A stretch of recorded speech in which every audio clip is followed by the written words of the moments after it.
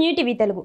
చేతిలో ఉన్న అధికారాన్ని ఎలా వినియోగించుకోకపోతే ఎలా ఉంటుందో అని చెప్పడానికి వైసీపీ ఒక ఉదాహరణ.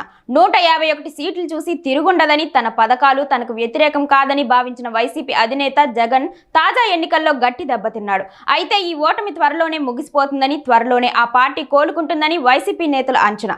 జగన్ ఇమేజ్ కూడా పెరుగుతోందని తెగ మాట్లాడేసుకుంటున్నారు. వారి ఆశావాదాన్ని ఎవరు కాదనలేరు. అయితే ఇక్కడ కొన్ని చిక్కులు చూస్తుంటే వచ్చే 5 ఏళ్ల వరకు కూడా పార్టీ అధినేత జగన్ ఒడిదుడుకులు తప్పేలా లేవు.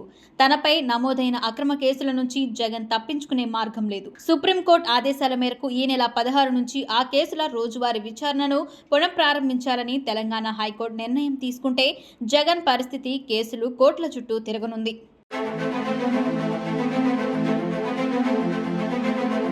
రాజకీయంగా ఎవరు వెళ్తారో ఎవరు ఉంటారో తెలియని పరిస్థితిలో వైసీపీ కూరుకుపోయింది. పార్టీని కాపాడుకోకుంటే వచ్చే ఏడాదిన్నరలో స్థానిక సంస్థల ఎన్నికల్లో వైసీపీ పూర్తిగా గ్రౌండ్ లెవెల్ అయిపోతుంది. ఇది జగన్కు మరింత ఇబ్బందికరంగా మారింది. కానీ పార్టీని పునరుద్ధరించేందుకు ఆయన ఇంకా ఎలాంటి వ్యూహం సిద్ధం చేసుకోలేదు. ఇది మరో దుస్థితి. ఇక ఆయనను వ్యక్తిగతంగా పరిశీలిస్తే ఆయనపై కేసులు నమోదు చేసేందుకు కూటమి ప్రభుత్వం అన్ని దారులు వెతుకుతోంది.